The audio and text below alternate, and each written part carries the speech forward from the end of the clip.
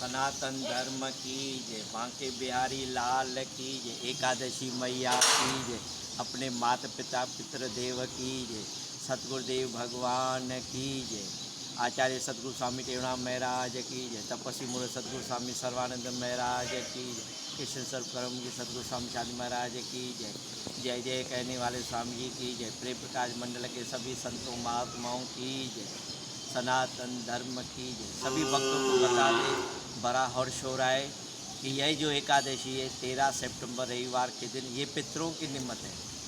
जो भी आपने पितरों के लिए कुछ नहीं किया है और उनके लिए कुछ सेवा नहीं की है, उनके लिए दान नहीं किया है, जो दुख के कारण नरक भोग रहे हैं, उनकी बराबर पूजा नहीं हुई है, उनको जो हम क्रियाक्रम बराबर नहीं किया है, ब्राह्मण दोष हो गया है या पितरों का दोष हो गया है, ब्राह्मण को राज़ी नहीं किया है, अनजाने में जाने में गलतियां हुई है, उनको और पितर लोग स्वर्ग में जाए और हमें परिवार के ऊपर भरपूर आशीर्वाद करे, इसके लिए यह एकादशी रखना ज़रूरी है।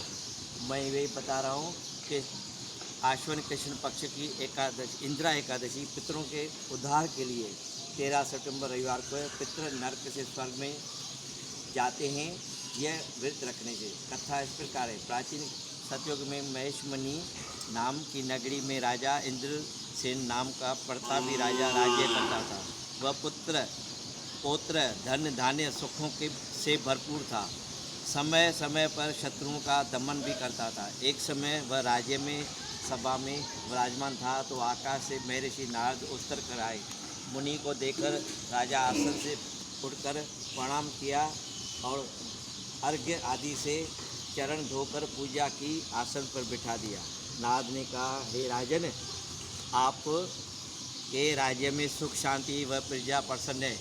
मेरे सब यज्ञ कर्म सफल हो गए हैं। मुझे महान आश्चर्य हो रहा है कि मैं ब्रह्मलोक से यमलोक आया हूँ। तो वहाँ यमराज सभा में वहाँ आपके पिता विराजमान थे और उन्होंने, वो ज्ञानी थे और दानी थे, धर्मात्मा थे। वह एकादशी के व्रत के बिगड़ जाने से यमलोक हो गए।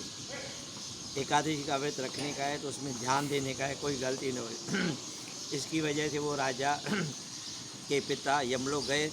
तुम्हारे पिता ने मुझे एक समाचार दिया, तुम्हारे लिए भेजा है कि आप पुत्र को पास जाए और राजा उग्रसेन पुत्र है वह इंद्रसेन है, वह परिवार सहित यह इंदिरा एकादशी का व्रत रखे, वह फल मुझे दे, मेरी मुक्ति हो जाएगी और मुझे स्वर्ग लोक प्राप्त होगा।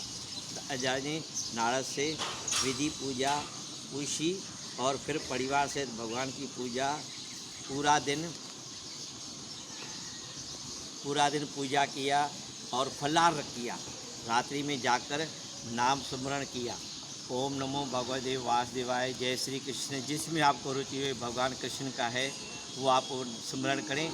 सुबह माने द्वादशी सोमवार के दिन ब्राह्मण देवता को भोजन कराएं, फल वस्त्र मिठाई दक्षिणा दें और पितरों के नाम व पिता स्वर्ग में जाए आशीर्वाद की गाय को भी फल भोजन खिलाए।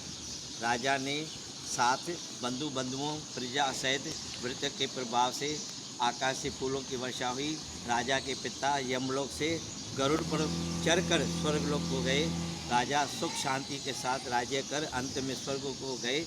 आप भी पितरों के नाम व्रत रखकर अपार सुख प्राप्त करें, क्योंकि भगवान राज़ी होते हैं, पितर राज़ी होते हैं तो हमें कोई भी कठिनाई अशांति नहीं होती है। सब कार्य निर्विघ्न समाप्त होते हैं। उनकी आशीर्वाद के सिवाय हम कुछ नहीं कर सकते हैं।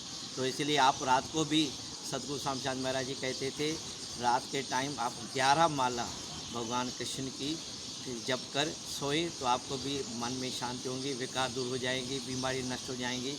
ओम जय श्री कृष्ण या ओम नमो भगवते वासुदेवाय। और महान मंत्र जो है, जो सब टेंशन और पाप दूर करते, ओम कृष्णाय वासुदेवाय, हरे परमात्मने प्रणत कलेश नाशाय, गोविंदाय नमो नमः।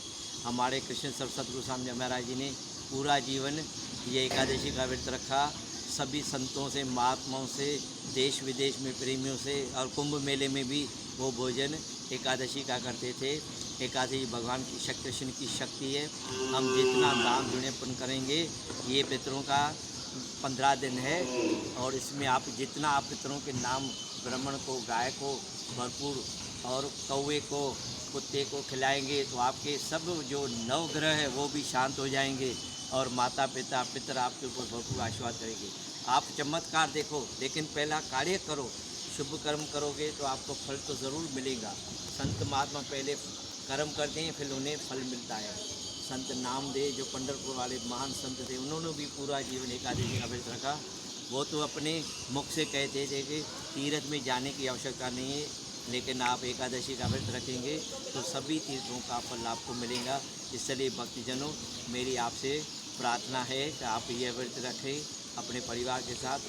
सिर्फ आपको भोजन का चेंज करने का है, माने बदलाव करने का है। आप जो भोजन रोज़ करते हैं वो न खाकर फलाहारी करें और जूस पिए, भले दूध पिए, कुछ भी, लेकिन वो अन्न नहीं खाएं। अन्न उसमें खाना दोष है। और द्वादशी के दिन आप ब्राह्मण को भी दे, गाय को भी दे, पितर आपके ऊपर भरपूर आशीर्वाद करेंगे। देखो ऐसी कथाएं शास्त्रों में आती है, उसके लिए आपको मैं ये परिणाम भी दिया कि ये कथा है और ये कथा आपने ध्यान से सुनी।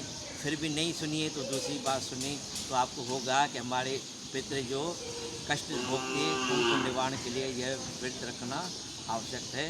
सभी भक्तों की जय जयकार होगी, जैसे स्वामी जी कहते हैं जय जय हो। इसलिए सतगुरु स्वामी महाराज जी और प्रेम प्रकाश मंडल के सभी संतों महात्माओं की आपके परिवार के ऊपर भरपूर आशीर्वाद होगी। आप सुख शांति से रहेंगे, धंधे परिवार में बरकत होगी, आप किसी के अधीन न होगे, लेकिन आप कर्म न छोड़े।